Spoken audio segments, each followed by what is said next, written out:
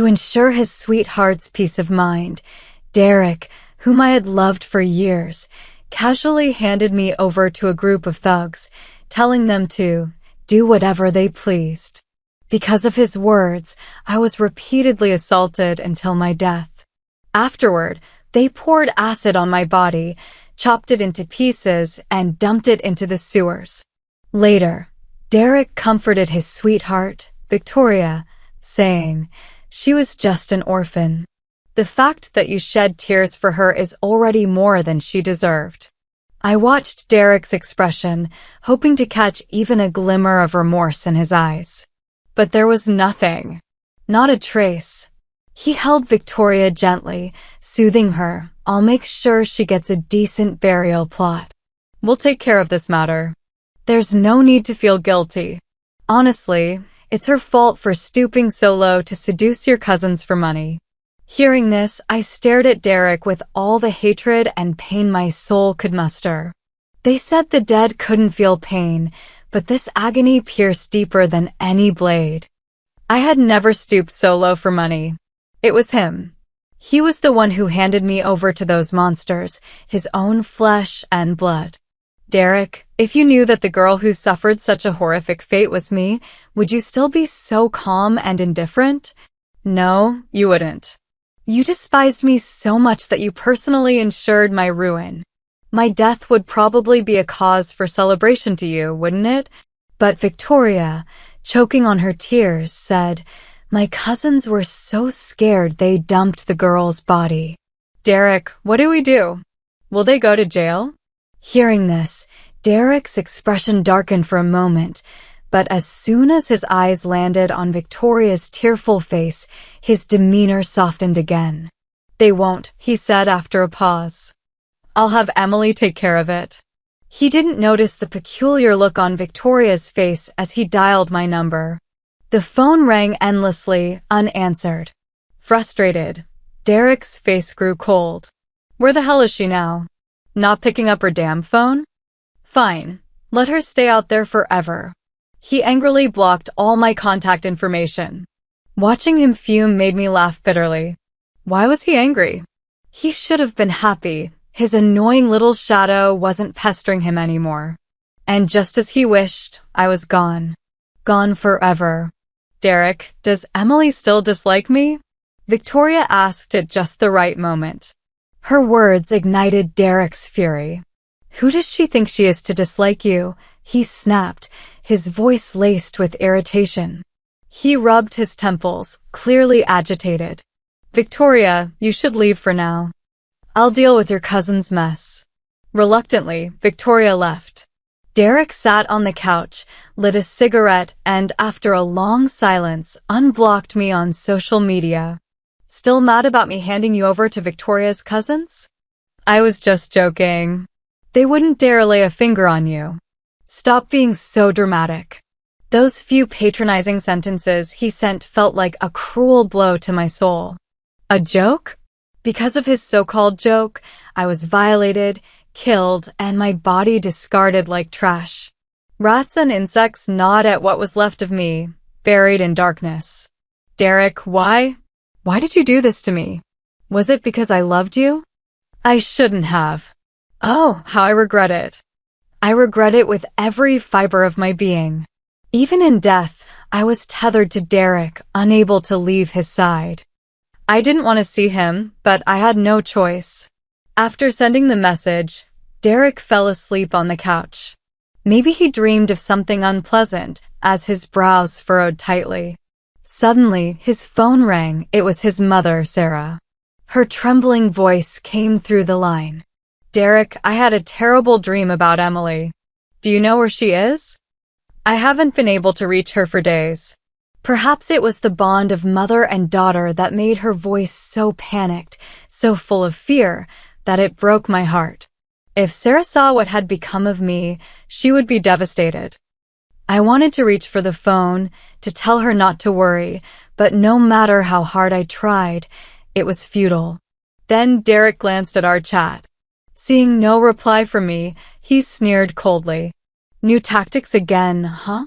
Mom, Did she convince you to join in on her little game to guilt trip me? Honestly, I wish she really was gone.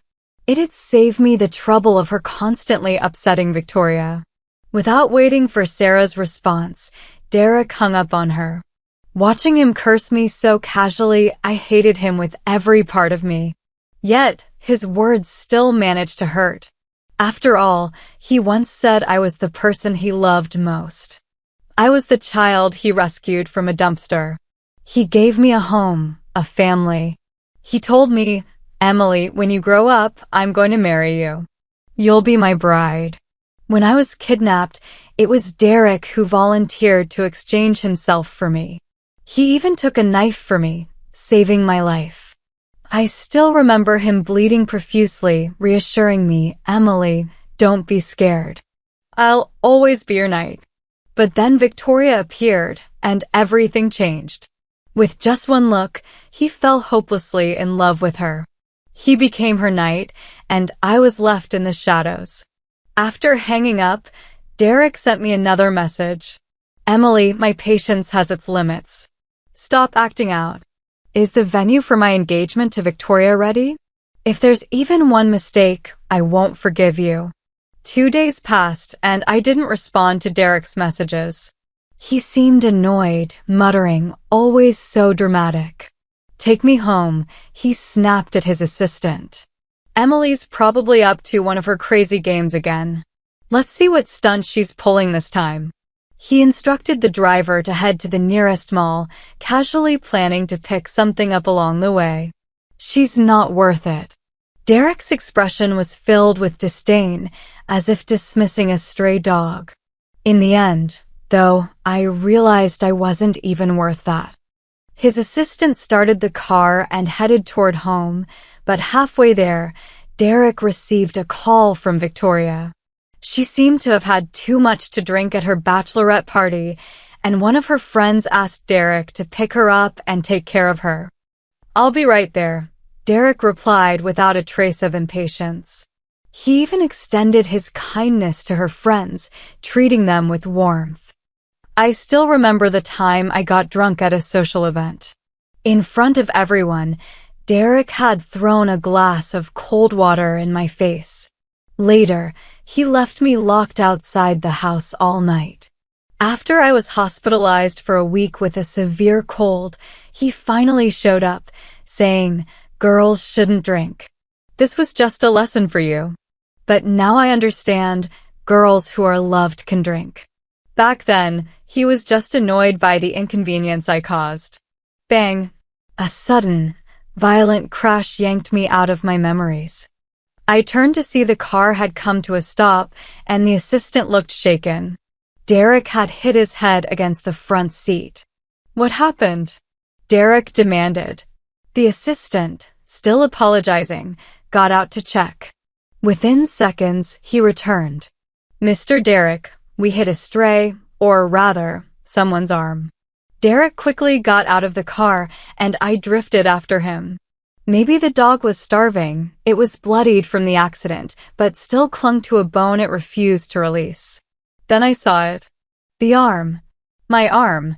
The bruises on it were unmistakable, and under the harsh light, the plum blossom-shaped birthmark on the forearm stood out clearly. Derek recognized it too.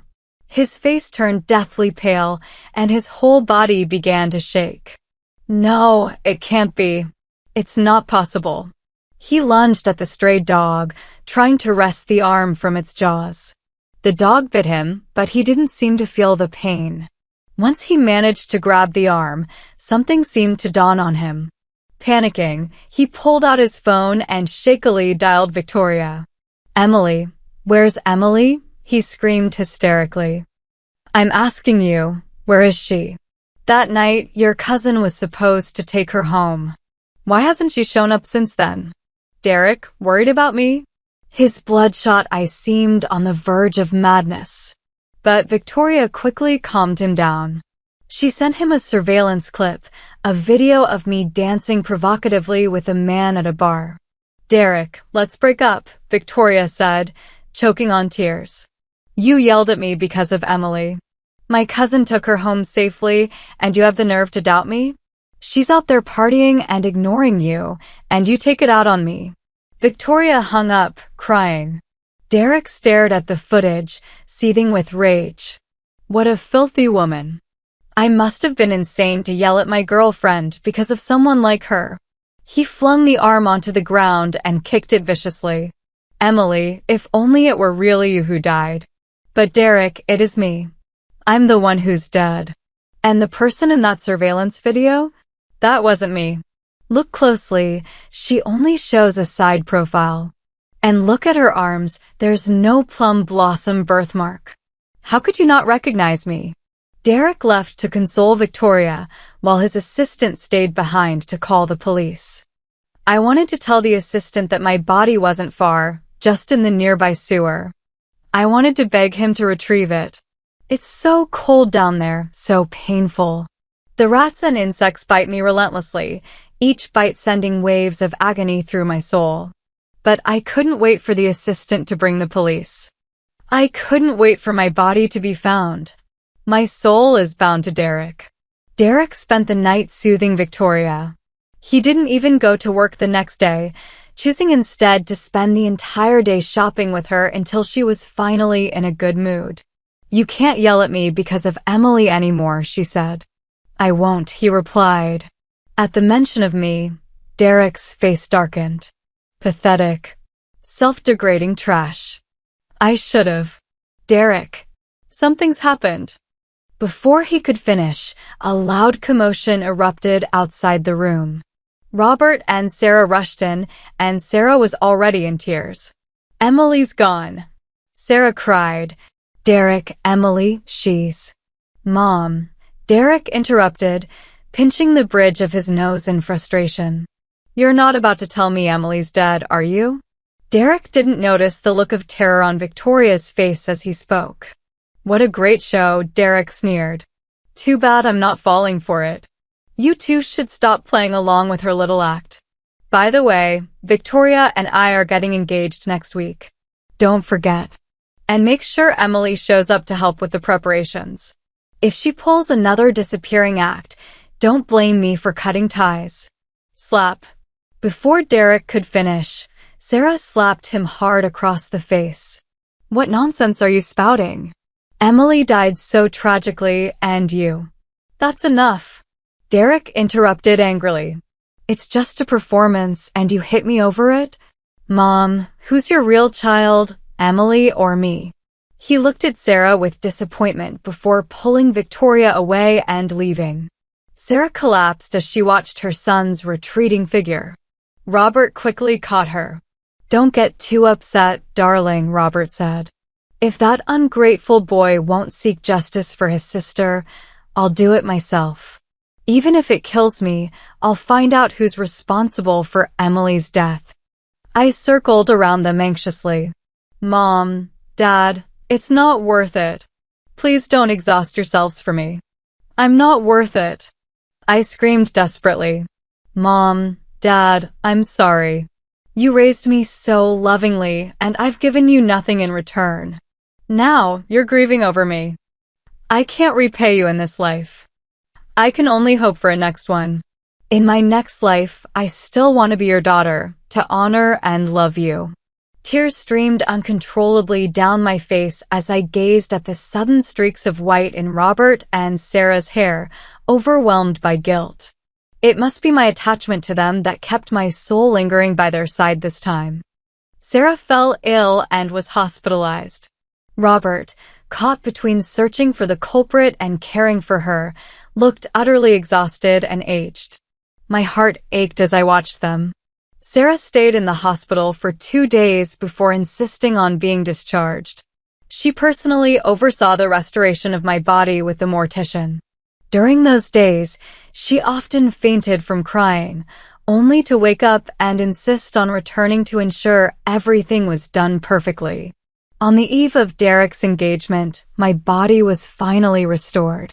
Sarah clutched me and wept bitterly. It's all our fault. We didn't take care of you properly. Even Robert, a grown man, broke down in tears. Sarah's tears had nearly dried up. She sobbed, "When you first came to us, you were so tiny and frail that I worried I wouldn't be able to raise you well. But we did it. We raised you into a beautiful young woman. How could you leave us like this, forcing white-haired parents to send off their black-haired child?" I stayed by their side, crying along with them. After my body was properly prepared, Robert and Sarah personally took me to be cremated. When they returned home with my urn, Derek was standing outside the door. He didn't notice the urn in Robert's hands. "Mom, Dad, tomorrow is my engagement to Victoria. I know you don't like her, but this is a big moment in my life. I hope you and Emily will attend. Do you remember the promise you made when Emily turned 18? Sarah asked. He didn't respond, looking as though he couldn't recall. But I remembered. I remembered him saying he would marry me when I turned 22. But I died at 22. And this year, he's marrying someone else. After a long silence, he finally said, "Things said as children don't count."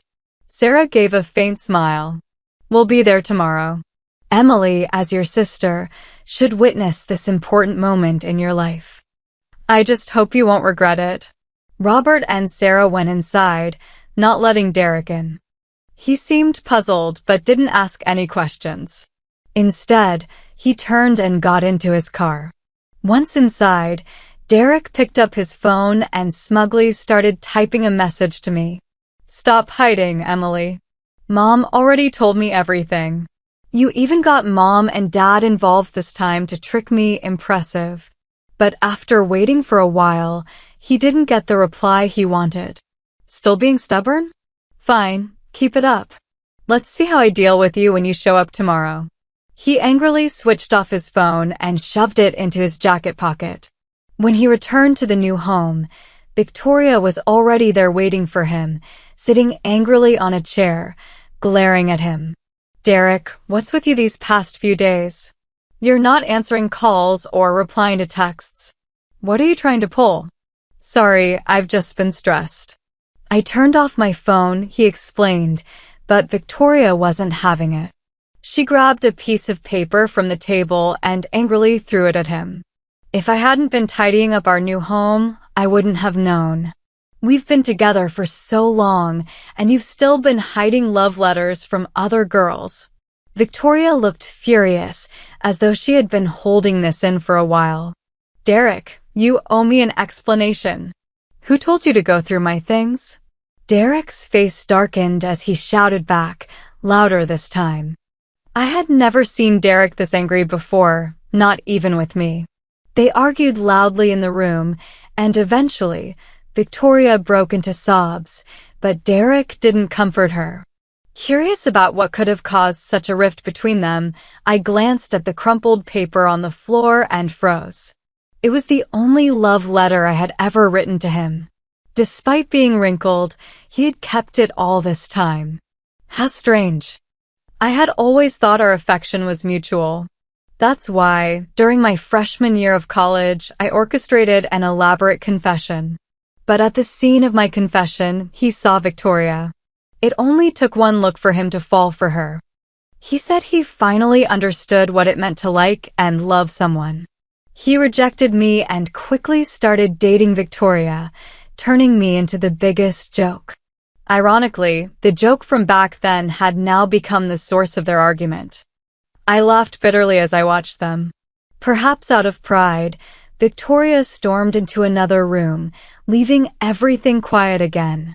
Derek suddenly picked up my letter, brushed off the dust, and set it on the table. Then, unexpectedly, he placed it over his heart. "Emily." I didn't know what he was thinking at that moment, but I felt a pang of disgust. It didn't take long, less than half an hour, before the two of them had reconciled. Victoria brought Derek a bowl of noodles she had made herself. "I'm sorry, Derek. I love you so much. I was just jealous. Couldn't you have comforted me a little?" Victoria said, sitting herself on his lap. I had to admit, she was stunning. Her tear-streaked face had a delicate beauty that made people want to protect her. Sure enough, Derek gently wiped away her tears. You're such a jealous little crybaby. Don't worry, I only love you. He smiled warmly. I'm sorry. I was in a bad mood today, he added. Is something wrong? Victoria asked, her concern evident. Derek hesitated briefly before replying. Just some trouble at the company, but it's almost resolved. Then, leaning forward, he kissed her. The two embraced passionately, lost in the moment. Victoria tenderly slid off Derek's jacket as the intensity between them deepened. My love letter fell to the floor, and Derek still hadn't thrown it away. Why haven't you gotten rid of this yet? Emily's mood, which had just improved slightly, was reignited by this spark. Derek responded absent-mindedly. Victoria's throat tightened as her eyes reddened. She bit her lip and spoke with grievance. Derek, do you really love me? If you do, why are you still keeping Emily's love letter? Is it because the one you love is her? Derek's expression became a bit dazed. No, he said. She's just my sister.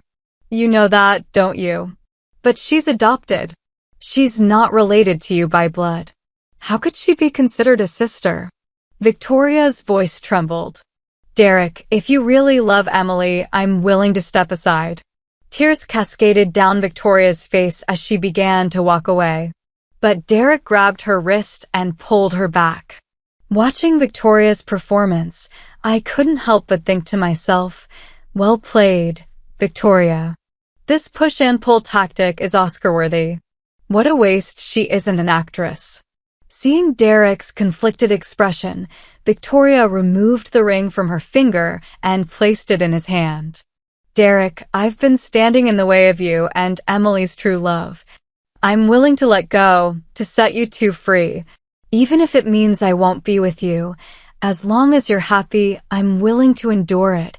She sobbed uncontrollably, her sorrow palpable. Derek, however, slid the ring back onto her finger and kissed her forehead. Silly girl, the one I love is you. Emily is only my sister. We're about to get engaged, don't say such foolish things. It's just a love letter. How could it ever compare to you? With that, Derek pulled out the love letter and burned it in front of Victoria. As the flames consumed the letter, I could feel my spirit fading. I thought to myself, perhaps my time here is coming to an end. Victoria, now content, threw her arms around Derek and kissed him. Yet Derek, for some reason, couldn't stop staring at the pile of ashes for a long time. Eventually, he pushed Victoria away gently. It's been a long day. I'm exhausted. You should get some rest too. Tomorrow is our engagement ceremony, and you'll need to get up early to get ready. Victoria nodded, but suddenly turned back after taking a few steps. Oh, Derek, did you make arrangements for my cousins to leave? Yes, Derek said, lighting a cigarette. They've already been sent abroad. Don't worry, I gave them plenty of money. Once things settle down, I'll arrange for their return. Thank you, Derek, Victoria said cheerfully, giving him a kiss on the cheek before bounding upstairs. But I stood there, silently watching Derek, tears streaming down my face. Robert and Sarah had been skipping meals, tirelessly searching for my killer. But the murderer they sought had already been sent abroad by Derek. Derek, if you knew the truth, would you regret it? After finishing his cigarette, Derek opened our old chat thread. For a long time, he hesitated before finally sending me a message. Emily, I'm getting engaged. If you don't show up soon, the engagement party will go on without you. Reading those words, I laughed bitterly. What for? So he could declare in front of everyone, Emily, I'm marrying Victoria. I'm so happy and rub it in my face. If he wanted to see me so badly, then why? Back when I was at my lowest, did he say nothing? Why did he laugh at me alongside Victoria, turn me into a laughingstock, watch as I ran myself ragged for him, belittle me and humiliate me? It's ridiculous. I still remember. I remember crying as I called Derek before I died. I begged him, "Derek, please save me. Victoria's cousin is going to kill me." But he called me malicious, accused me of framing Victoria, and told me he never wanted to see me again in this lifetime. He told me to go die. Now that I'm truly dead, he suddenly pretends to want to see me. For what? To drag me out of the grave and humiliate me again? To crush my dignity once more and stomp it into the ground? For the first time, I felt a sense of relief. Relief that I was truly gone, no longer subject to his cruelty. The next day, Derek held the engagement party. On the very same day, Robert and Sarah held a grand funeral for me. A funeral and an engagement party held on the same day. How ironic. During the engagement party, Derek wore a custom-made suit, thanking the guests and making his vows under the envious gazes of everyone around him. But during the quieter moments, he kept asking his assistant, "Is everyone here yet?" Even when Victoria's parents came to speak with him, he ignored them, disappearing from sight entirely. In the end, Victoria couldn't hold back her frustration. "Derek, today's our engagement day, and you're acting so distracted. Do you not love me anymore? You keep asking your assistant if someone's here. Who are you waiting for? Is she more important than me?"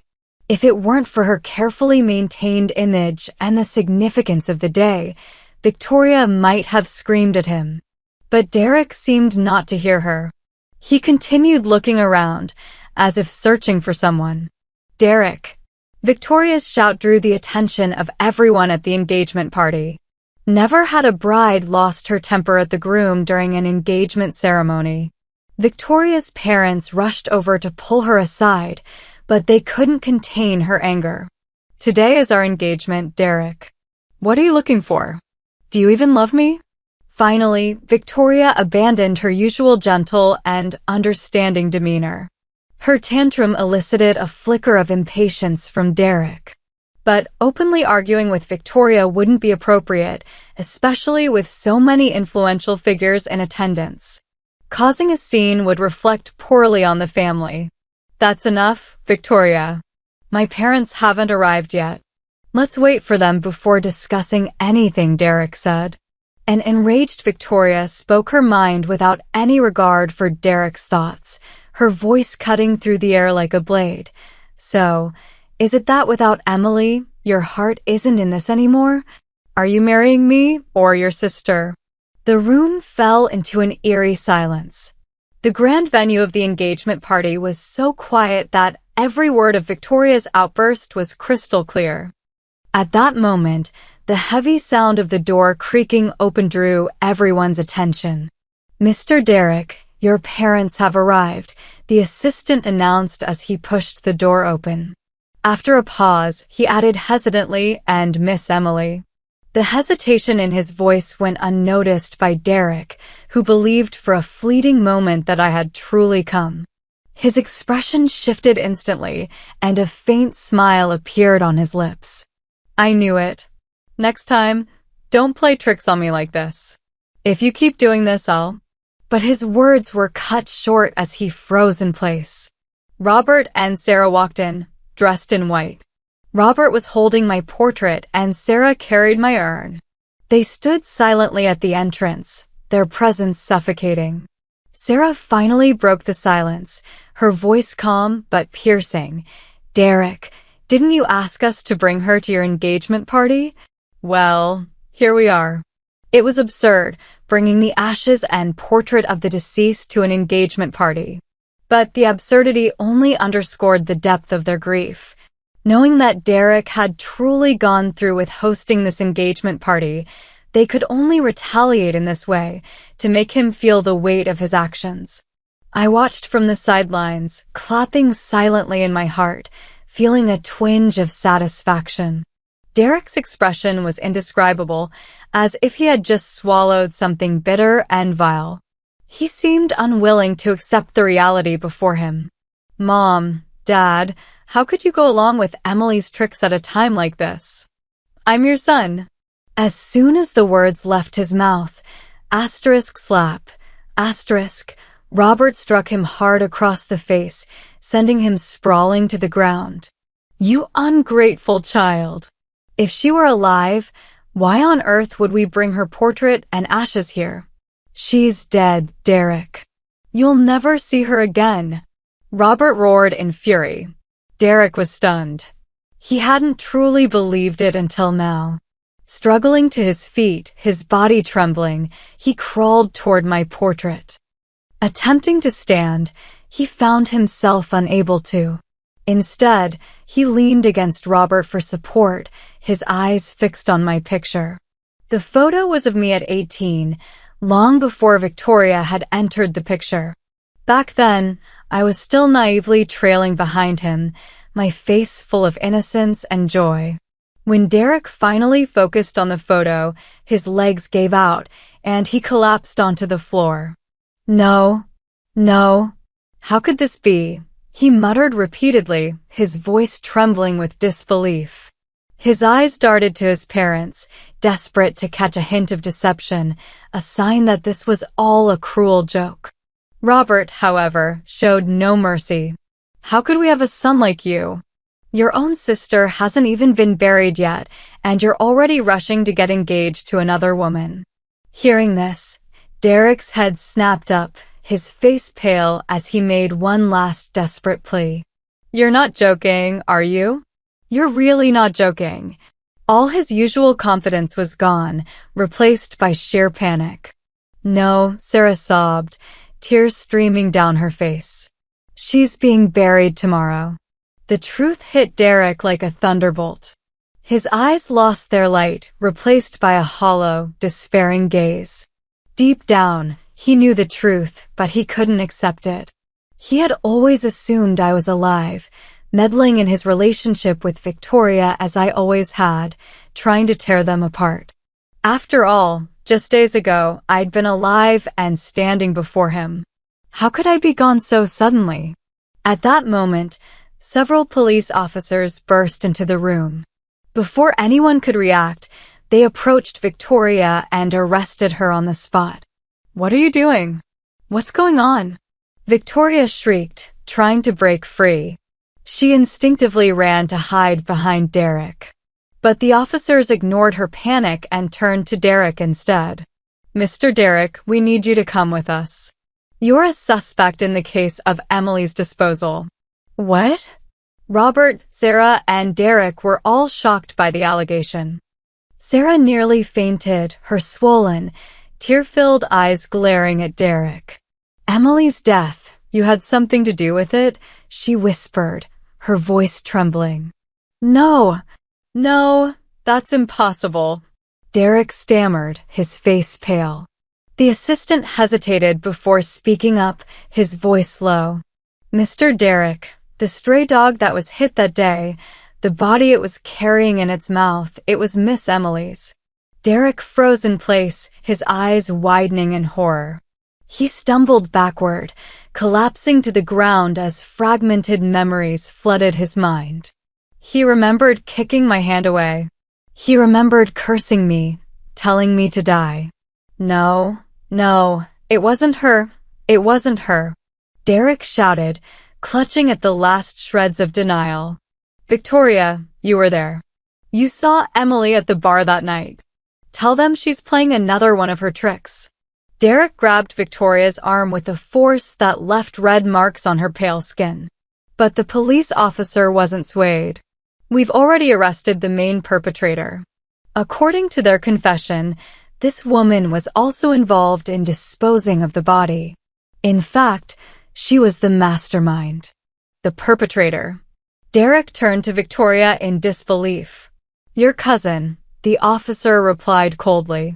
No, it's not true. I didn't do it. Victoria cried, falling to her knees in her white engagement dress, tears streaming down her face. Derek, please. Save me. Save me. Slap. Derek struck her across the face, his voice shaking with rage. So the one who was assaulted, humiliated, and discarded was my Emily?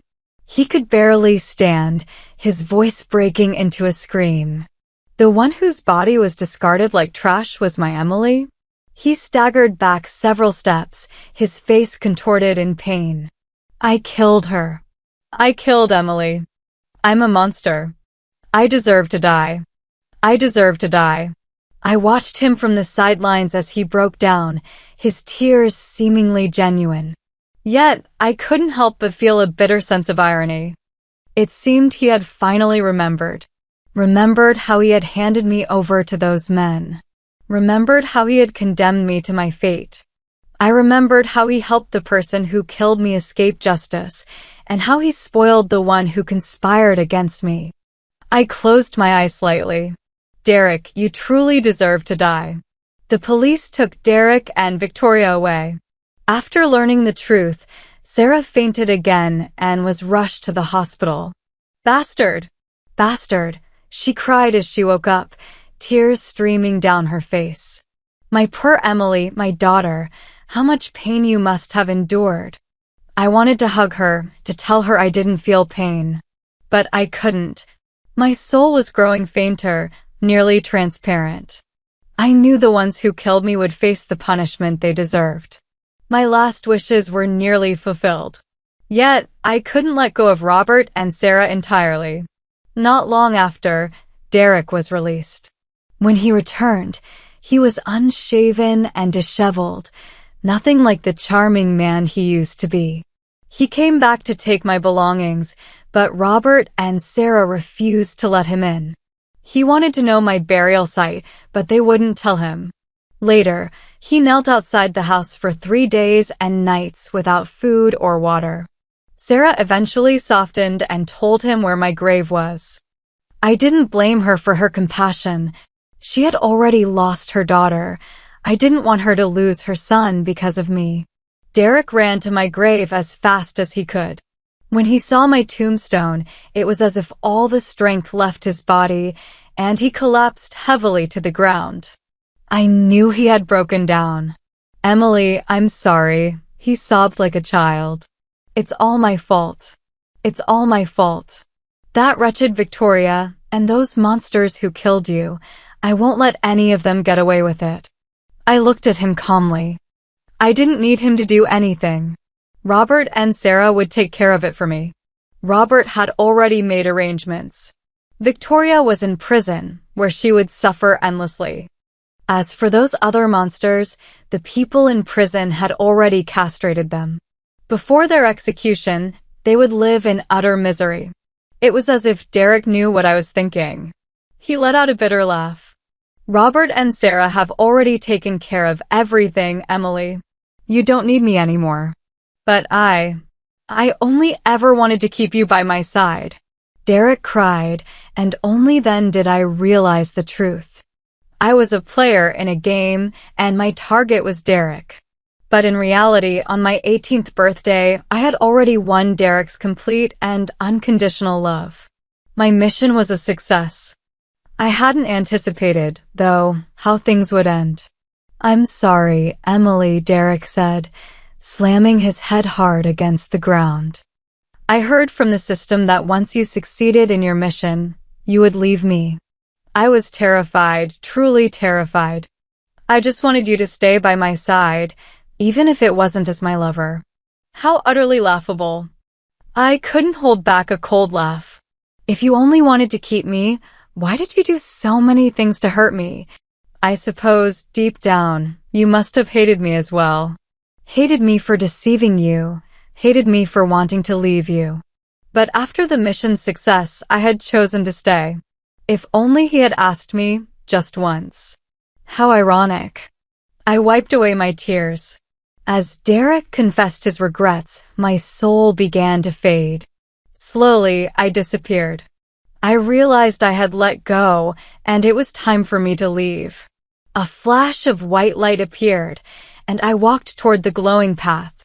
Just then, I heard Derek's anguished cries. Emily, Emily, don't go. This time, I wouldn't look back. I would never see him again. Goodbye, Derek. 3 years later, Derek's death became a trending topic. The once proud son of a wealthy family had become the subject of ridicule after it was revealed he had indirectly caused his sister's death and almost married her murderer. His relationship with Robert and Sarah had completely broken down. From then on, he relied on heavy medication to get through each day. If left unsupervised, he would run into the streets, shouting and raving. Once, some people tricked him into believing that streaking through the streets would bring Emily back. He believed them. But Emily never returned. Instead, he was assaulted by a group of vagrants and contracted a slew of diseases. It was said that in his final moments, he kept repeating 2 words, "Emily, Emily." But his Emily would never want him back.